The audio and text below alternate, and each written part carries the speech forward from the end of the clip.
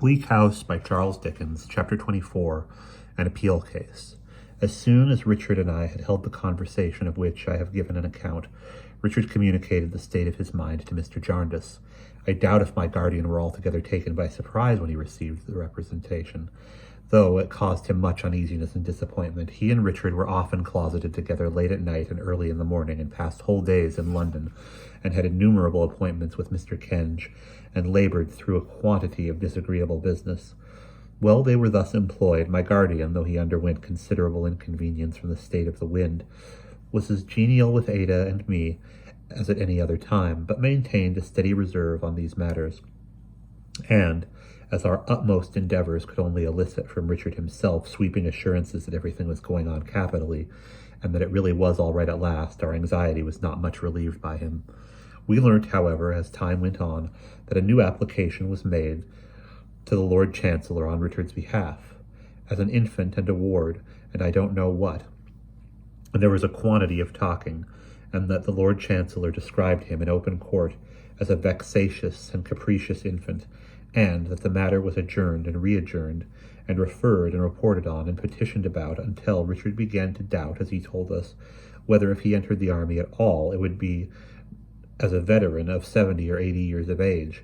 At last an appointment was made for him to see the Lord Chancellor again in his private room, and there the Lord Chancellor very seriously reproved him for trifling with time and not knowing his mind, and at last it was settled that his application should be granted. His name was entered at the House Guards as an applicant for an ensign's commission. The purchase money was deposited at an agent's, and Richard, in his usual characteristic way, plunged into a violent course of military study, and got up at 5 o'clock every morning to practice the broadsword exercise. Thus vacation succeeded term, and term succeeded vacation. We sometimes heard of Jarndyce and Jarndyce as being in the paper, or out of the paper, or as being to be mentioned, and it came on, and it went off. Richard, who was now in a professor's house in London, was able to be with us less frequently than before. My guardian still maintained the same reserve, and so time passed until the commission was obtained, and Richard received directions with it to join a regiment in Ireland. He arrived post-haste with the intelligence one evening, and had a long conference with my guardian. Upwards of an hour elapsed before my guardian put his head into the room where Ada and I were sitting, and said, "Come, my dears." We went in, and found Richard, whom we had last seen in high spirits, leaning on the chimney-piece, looking mortified and angry. "Rick and I, Ada," said Mr. Jarndyce, "are not quite of one mind. Come, Rick, put a brighter face upon it." "You are very hard with me, sir," said Richard. "The harder because you have been so considerate to me in all other respects, and have done me kindness that I can never acknowledge. I never could have been set right without you, sir." Well, said Mr. Jarndyce, "I want to set you more right yet. I want to set you more right with yourself." "I hope you will excuse my saying, sir," returned Richard, in a very fiery way, but yet respectfully, "that I think I am the best judge about myself." "I hope you will excuse my saying, my dear Rick," observed Mr. Jarndyce, with the sweetest cheerfulness and good humour, "that it's quite natural in you to think so, but I don't think so. I must do my duty, Rick, or you could never care for me in cool blood, and I hope you will always care for me cool and hot." Ada turned so pale that he made her sit down in his reading chair and sat beside her. "It's nothing, my dear," he said, "it's nothing. Rick and I have only had a friendly difference, which we must state to you, for you are the theme. Now you are afraid of what's coming." "I am not indeed, Cousin John," replied Ada with a smile. "If it is to come from you, thank you, my dear. Do give me a minute to calm my attention without looking at Rick. And, little woman, do you likewise, my dear girl," putting his hand on hers as to lay on the side of the easy-chair. "You recollect the talk we had, we four, when the little woman told me of a little love affair?" "It is not likely that either Richard or I can ever forget your kindness that day, Cousin John.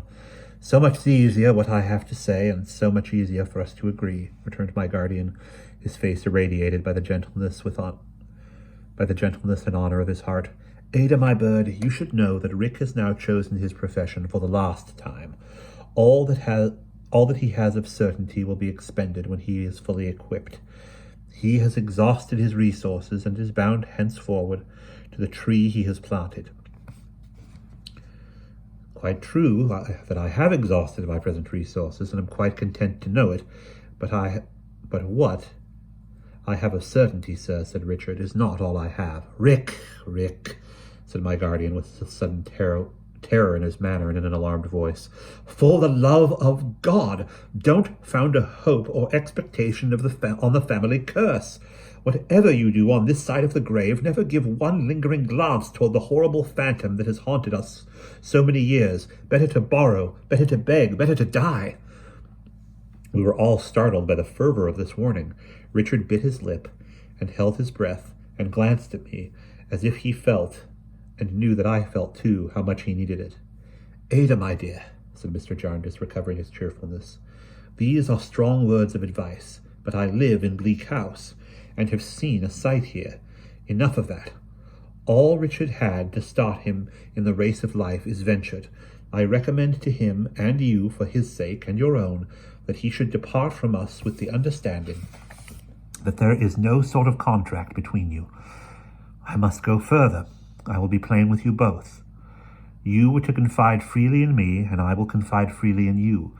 I ask you wholly to relinquish, for the present, any tie but your relationship. Better to say at once, sir, returned Richard, that you renounce all confidence in me, and that you advise Ada to do the same.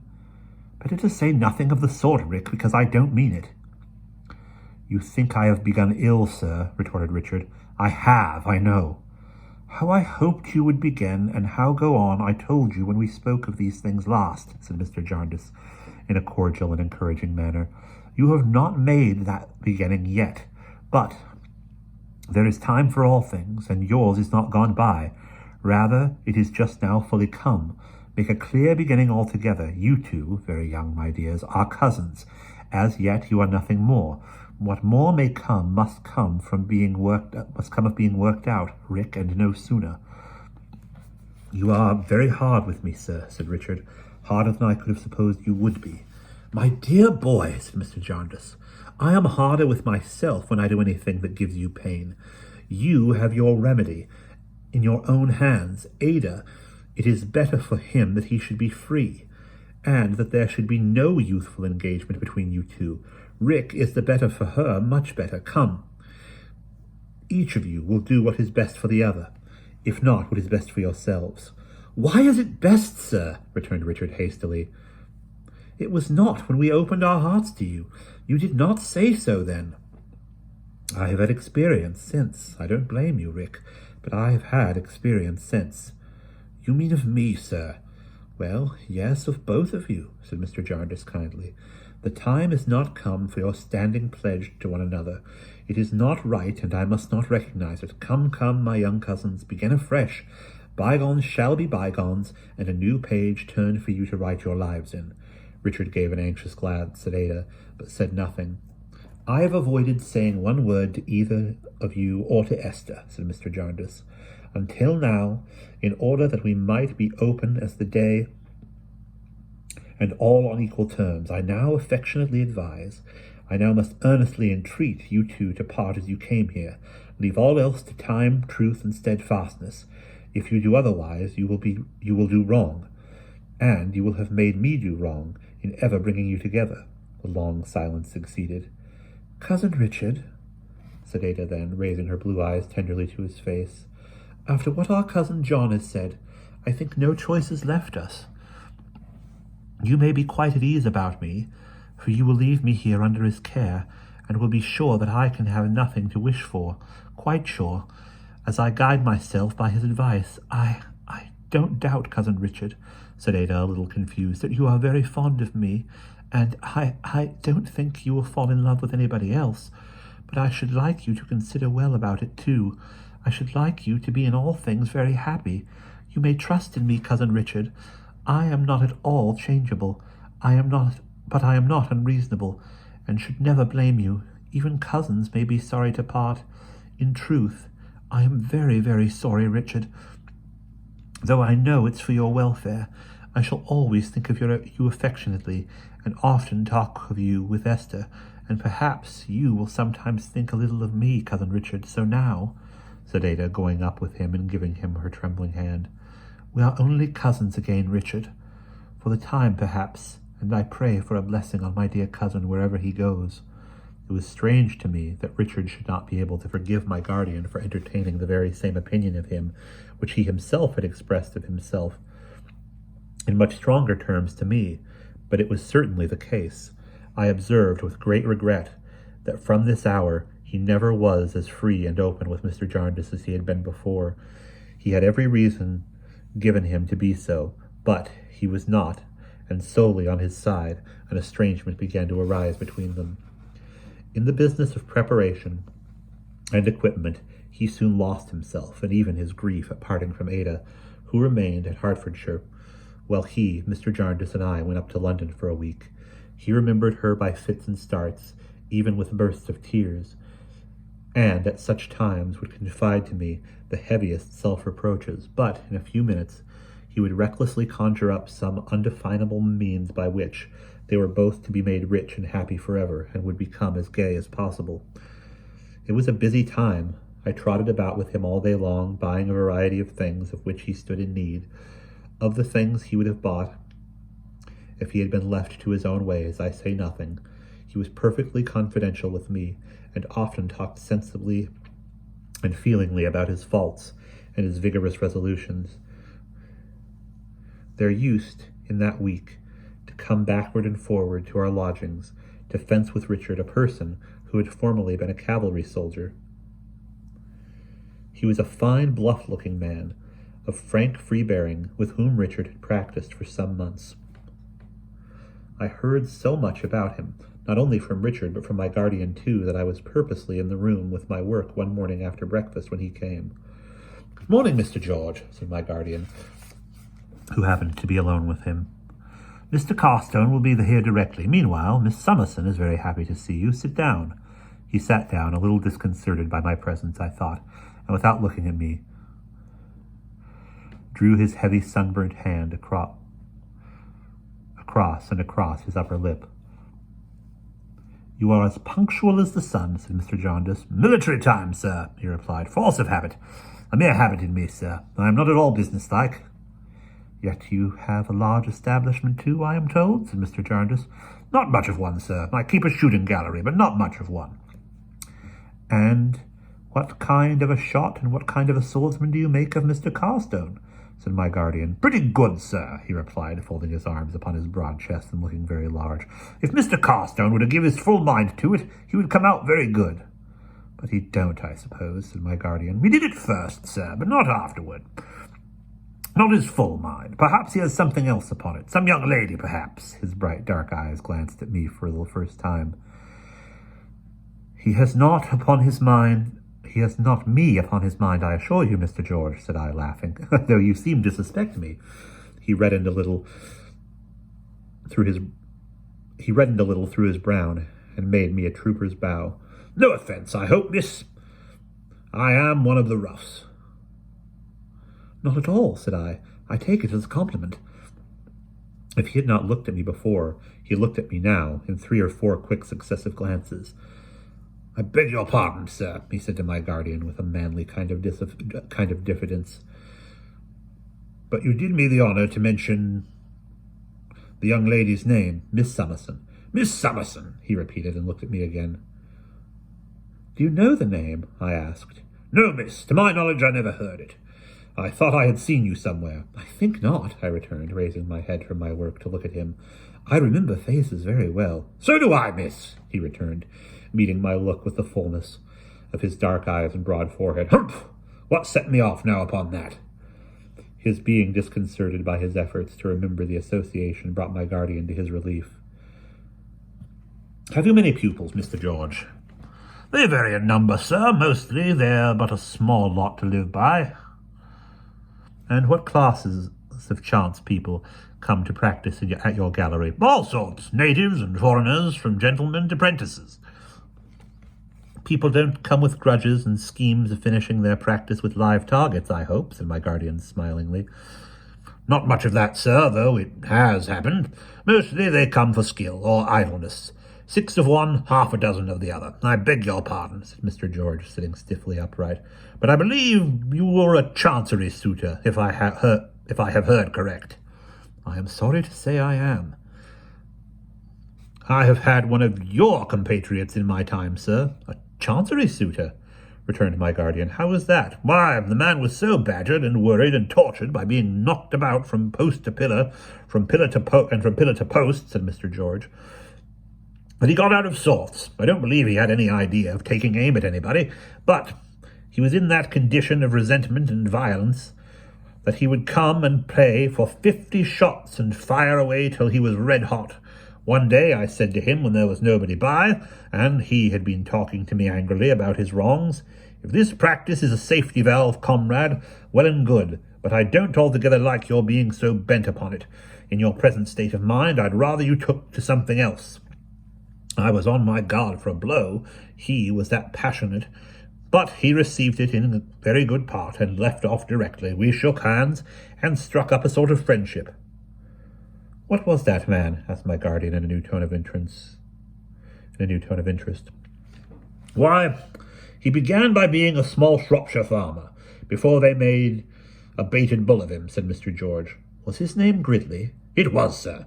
Mr. George directed another succession of quick, bright glances at me, and as my guardian and I exchanged a word or two of surprise at the coincidence, and I therefore explained to him how we knew the name.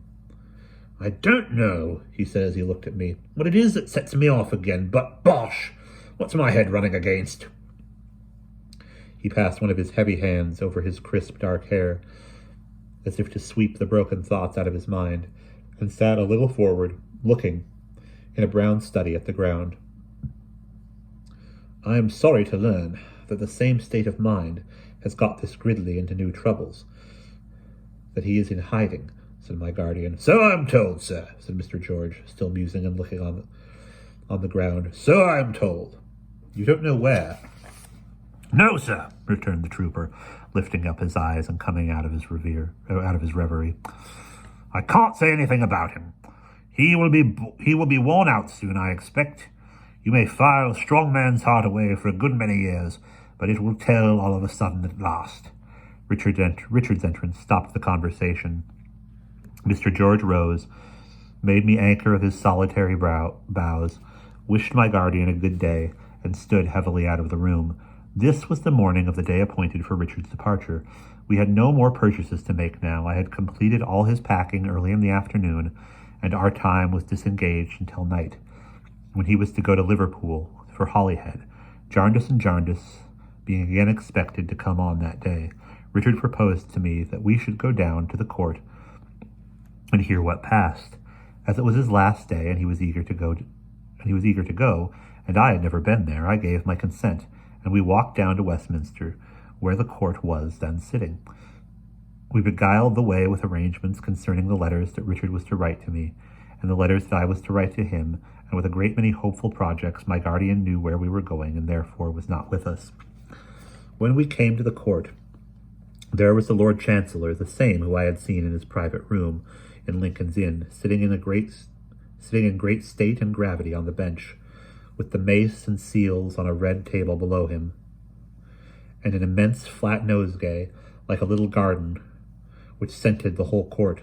Below the table was a long row of solicitors, with bundles of papers on the matting at their feet, and then there were the gentlemen of the bar in wigs and gowns, some awake and some asleep, and one talking and nobody paying much attention to what he said. The Lord Chancellor leaned back in his very easy chair, with his elbow on the cushioned arm and his forehead resting on his hand. Some of those who were present dozed, some read the newspapers, some walked about or whispered in groups. All seemed perfectly at their ease, by no means in a hurry, very unconcerned and extremely comfortable. To see everything going on so smoothly, and to think of the roughness of the suitors' lives and deaths, to see all that full dress and ceremony, and to think of the waste and want and beggared misery it represented, to consider that while the sickness of hope deferred was raging in so many hearts, this polite show went calmly on from day to day, and year to year, in such good order and composure, to behold the Lord Chancellor, and the whole array of practitioners under him, looking at one another, and at the spectators as if nobody had ever heard that all over England the name in which they were assembled was a bitter jest, was held in universal horror, contempt, and indignation, was known for something so flagrant and bad that little short of a miracle could bring any good out of it to anyone. This was so curious and self-contradictory to me, who had no experience of it, that it was at first incredible, and I could not comprehend it.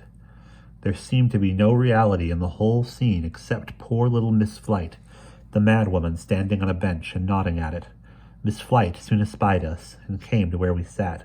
She gave me a gracious welcome to her domain, and indicated with much gratification and pride its principal attractions. Mr. Kenge also came to speak with us, and did the honors of the place, in much the same way, with the bland modesty of a proprietor. It was not a very good day for a visit, he said. He would have preferred the first day of term, but it was imposing.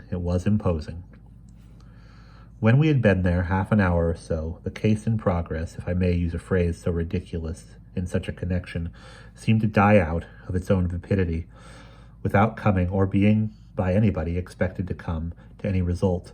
The Lord Chancellor then threw down a bundle of papers from his desk to the gentleman below him, and somebody said, "Jaundice and jaundice." Upon this there was a buzz and a laugh and a general withdrawal of the bystanders, and a bringing in of great heaps and piles and bags full of paper. I think it came on for further directions about some bill of costs, to the best of my understanding, which was confused enough. But I counted 23 gentlemen in wigs who said they were in it, and none of them appeared to understand it much better than I. They chatted about it with the Lord Chancellor, and contradicted and explained among themselves, and some of them said it was this way, and some of them said it was that way, and some of them jocosely proposed to read huge volumes of affidavits, and there was more buzzing and laughing, and everybody concerned was in a state of idle entertainment, and nothing could be made of it by anybody. After an hour or so of this, and a good many speeches being begun and cut short, it was referred back to the present, as Mr. Kenge said, and the papers were bundled up again before the clerks had finished bringing them in. I glanced at Richard on the termination of these hopeless proceedings, and was shocked to see the worn look of his handsome young face. "It can't last forever, Dame Durden. Better luck next time," was all he said. I had seen Mr. Guppy bringing in papers, and arranging them for Mr. Kenge, and he had seen me, and made me a forlorn bow, which rendered me desirous to get out of the court. Richard had given me his arm, and was taking me away when Mr. Guppy came in. "I beg your pardon, Mr. Carstone," he said in a whisper, "and Miss Summerson's also, but there's a lady here, a friend of mine who knows her, and who wishes to have the pleasure of shaking hands." As he spoke, I saw before me, as if she had started into bodily shape from my remembrance, Miss Rachel of my godmother's house. "How do you do, Esther?" she said. "Do you recollect me?" I gave her my hand and told her yes, and that she was very little altered. "I wonder you remember those times, Esther," she returned with her old asperity. "They are changed now. Well, I am glad to see you, and glad you are not too proud to know me." "Proud, Miss Rachel," I remonstrated. "I am married, Esther," she returned, with coldly correcting me, "and am Mrs. Chadband. Well, I wish you good day, and I hope you'll do well." Mr. Guppy, who had been attentive to this short dialogue, heaved a sigh in my ear, and elbowed his own and Miss Rachel's way through the confused little crowd of people coming in and going out. Richard and I were making our way through it, and I was yet in the first chill of the late unexpected recognition, when I saw, coming toward us, but not seeing us, no less a person than Mr. George. He made nothing of the people about him as he tramped on, staring over their heads into the body of the court. "George!" said Richard, as I called his attention to him. "You are well met, sir," he returned. "And you, miss, could you point a person out to me that I want? I don't understand these places. There's a little cracked old woman that I put up my finger, for Miss Flite was close by me, having kept beside me all the time, and having called the attention of several of her legal acquaintances to me. "Hem," said Mr. George. "You remember, miss, that we passed some conversation on a certain man this morning, Gridley," in a low whisper behind his hand. Yes, said I. "He is hiding at my place. I couldn't mention it. Hadn't his authority. He is on his last march, miss, and has a whim to see her. He says they can feel for one another, and she has been almost as good a friend to him here. I came down to look for her, for when I sat by Gridley this afternoon, I seemed to hear the roll of the muffled drums." "Shall I tell her?" said I. "Would you be so good?" he returned, with a glance of something like apprehension at Miss Flite. "It's Providence I met you, miss. I doubt if I should have known how to get on with that lady. And he stood in a martial attitude as I informed little Miss Flite in her ear of the purpose of his kind errand. "My angry friend from Shropshire, almost as celebrated as myself," she exclaimed. "Now really, my dear, I will wait upon him with the greatest pleasure." "He is living concealed at Mr. George's," said I. "Hush, this is Mr. George." "Indeed," returned Miss Flite. "Very proud to have the honor. A military man, my dear, you know. A perfect general," she whispered to me. Poor Miss Flite deemed it necessary to be so courtly and polite as to mark of her respect for the army, and to curtsy so very often that it was no easy matter to get her out of the court. When this was at last done, and addressing Mr. George as General, she gave him her arm. He was so discomposed, and begged me so respectfully not to desert him, that I could not make up my mind to do it, especially as Miss Flite was always tractable with me, as she too said, "Fitz Jarndyce, my dear, you will accompany us, of course," as Richard seemed quite willing, and even anxious, that we should see them safely to their destination. We agreed to do so, and Mr. George informed us that Gridley's mind had run on Mr. Jarndyce all the afternoon, after hearing of the interview in the morning. I wrote a hasty note in pencil to my guardian to say where we were going, and why. Mr. George sealed it at a coffee house, that it might lead to no discovery, and we sent it off by a ticket porter. We then took a hackney coach and drove away to the neighborhood of Leicester Square. We walked through some narrow courts, for which Mr. George apologized, and soon came to the shooting gallery, the door of which was closed. As he pulled the bell handle, which hung by a chain to the doorpost, a very respectable old gentleman with grey hair, wearing spectacles and dressed in a black spencer and gaiters and broad-brimmed hat, and carrying a large gold-handled cane, addressed him. "I ask your pardon, my good friend," said he, "but is this George's shooting gallery?" "It is, sir," returned Mr. George, glancing up at the great letters in which the inscription was painted on the whitewashed wall. "Oh, to be sure," said the old gentleman, following his eyes. "Thank you. Have you rung the bell?" "My name is George, sir, and I have rung the bell." "Oh, indeed," said the old gentleman. "Your name is George. Then I am here as soon as you see. You came for me, no doubt?" "No, sir, you have the advantage of me." "Oh, indeed," said the old gentleman. "Then it was your young man who came for me. I am a physician, and was requested 5 minutes ago to come and visit a sick man at George's shooting gallery." "The muffled drums," said Mr. George, turning to Richard and me, and gravely shaking his head. "It's quite correct, sir. Will you please walk in?" The door being at that moment opened by a very singular-looking little man in a green baize cap and apron, whose face and hands and dress were blackened all over, we passed along a dreary passage into a large building with bare brick walls, where there were targets and guns and swords and other things of that kind.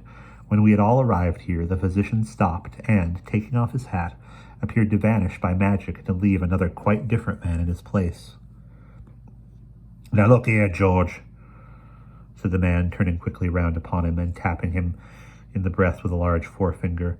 "You know me, and I know you. You're a man of the world, and I'm a man of the world. My name's Bucket, as you are aware, and I have got a peace warrant against Gridley. You have kept him out of the way a long time, and you have been artful in it, and it does you credit." Mr. George, looking hard at him, bit his lip and shook his head. "Now, George, said the other, keeping close to him. "You're a sensible man, and a well-conducted man. That's what you are, beyond a doubt. And mind you, I don't talk to you as a common character, because you have served your country, and you know when duty calls we must obey. Consequently, you're very far from wanting to give trouble. If I required assistance, you'd assist me. That's what you'd do. Ladies and gentlemen, you'll excuse anything that may appear to be disagreeable in this, for my name's Inspector Bucket of the Detective, and I have a duty to perform. George, I know where my man is, because I was on the roof last night and saw him through the skylight, and you along with him. He is in here, you know," pointing. "That's where he is, on a sofa. Now, I must see my man, and I must tell my man to consider himself in custody. But you know me, and you know I don't want to take any uncomfortable measures. You give me your word, as from one man to another, that it's honourable between us two, and I'll accommodate you to the utmost of my power." "I give it," was the reply, "but it wasn't handsome in you, Mr. Bucket." "I give it," was the reply, "but it wasn't handsome in you, Mr. Bucket." "Gammon, George, not handsome," said Mr. Bucket. "I don't say it wasn't handsome in you to keep my man so close, do I? Be equally good-tempered to me, old boy, old William Tell, old Shaw, the lifeguardsman. Why, he's a model of the whole British Army in himself, ladies and gentlemen. I'd give a 50-pun note to be such a figure of a man." Mr. George, after a little consideration, proposed to go in first to his comrade, as he called him, taking Miss Flite with him. Mr. Bucket agreeing, they went away to the further end of the gallery, leaving us sitting and standing by a table covered with guns. Mr. Bucket took this opportunity of entering into a little light conversation, asking me if I were afraid of firearms, as most young ladies were, asking Richard if he were a good shot. After a time, he followed us to the further end of the gallery, and Richard and I were going quietly away when Mr. George came after us. He said that if we had no objection to see his comrade, he would take a visit from us very kindly. The words were hardly past his lips when the bell was rung and my guardian appeared. "On the chance," he observed, "of being able to do any little thing for a poor fellow involved in the same misfortune as himself." We all four went back together and went into the place where Ridley was. It was a bare room, partitioned off from the gallery, with unpainted wood. As the screening was not more than 8 or 10 feet high, only enclosed the sides, not the top. The rafters of the high gallery roof were overhead, and the skylight through which Mr. Bucket had looked down. The sun was low, near setting, and its light came readily in above, without descending to the ground. Upon a plain canvas-covered sofa lay the man from Shropshire, dressed much as we had seen him last, but so changed that I at first recognized no likeness in the colourless face to which I recollected. He had been still writing in his hiding-place, and still dwelling in his grievances hour after hour.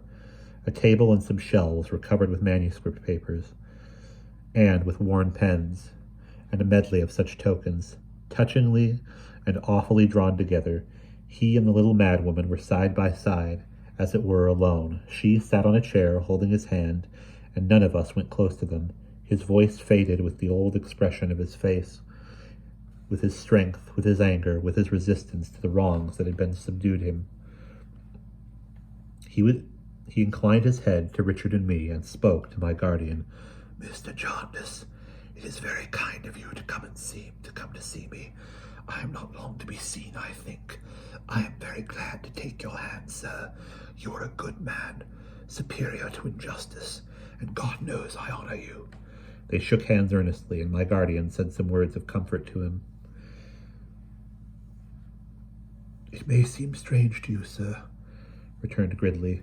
"I should not have liked to see you if this had been the first time of our meeting, but you know I made a fight for it. You know I stood up with my single hand against them all. You know I told them the truth to the last, and told them what they were, and what they had done to me. I don't mind you seeing me this wreck." "You have been courageous with them many and many a time," returned my guardian. "Sir, I have been," with a faint smile. "I told you what would come of it when I ceased to be so, and look here. Look at us. Look at us." He drew the hand Miss Flite held through her arm, and brought her something nearer to him. "This ends it. Of all my old associations, of all my old pursuits and hopes, of all the living and the dead world, this one poor soul alone comes natural to me, and I am fit for. There is a tie of many suffering years between us two, and it is the only tie I have ever had on earth that Chancery has not broken." "Accept my blessing, Gridley," said Miss Flite in tears. "Accept my blessing." "I thought boastfully that they could never break my heart, Mr. Jarndyce. I was resolved that they should not. I did believe that I could and would change them, with being the mockery they were until I died of some bodily disorder. But I am worn out. How long I have been wearing out, I don't know. I seem to break down in an hour. I hope they may never come to hear of it. I hope everybody here will lead them to believe that I died defying them, consistently and perseveringly, as I did through so many years." Here Mr. Bucket, who was sitting in a corner by the door, good-naturedly offered such consolation as he could administer. "Come, come," he said from his corner. "Don't go on that way, Mr. Gridley. You are only a little low. We are all of us a little low sometimes. I am. Hold up, you'll lose your temper with the whole round of 'em again and again. I shall take you on a score of warrants yet, if I have luck." He only shook his head. "Don't shake your head," said Mr. Bucket. "Nod it. That's what I want to see you do. Why, Lord bless your soul, what times we have had together. Haven't I seen you in the Fleet over and over again for contempt? Haven't I come into court 20 afternoons for no other purpose than to see you pin the Chancellor like a bulldog? Don't you remember when you first began to threaten the lawyers, and the peace was sworn against you 2 or 3 times in a week? Ask the little old lady there. She has always been present. Hold up, Mr. Gridley. Hold up, sir." "What are you going to do about him?" asked George in a low voice. "I don't know yet," said Bucket in the same tone. "He is very weak," said the trooper in a low voice. "Is he?" returned Mr. Bucket anxiously. "I only want to rouse him. I don't like to see an old acquaintance giving in like that. It would cheer him up more than anything if I could make him a little waxy with me. He's welcome to drop into me, right and left, if he likes. I shall never take advantage of it." The roof rang with a scream from Miss Flite, which still rings in my ears. "Oh, no, Gridley," she cried as he fell heavily and calmly back from before her. "Not without my blessing after so many years." The sun was down. The light had gradually stolen from the roof, and the shadow had crept upward. But to me, the shadow of that pair, one living and one dead, fell heavier on Richard's departure than the darkness of the darkest night, and through Richard's farewell words I heard it echoed. "Of all my old associations, of all my old pursuits and hopes, of all the living and the dead world, this one poor soul alone comes natural to me, and I am fit for. There is a tie of many suffering years between us two, and it is the only tie I ever had on earth that Chancery has not broken." And that is the end of chapter 24.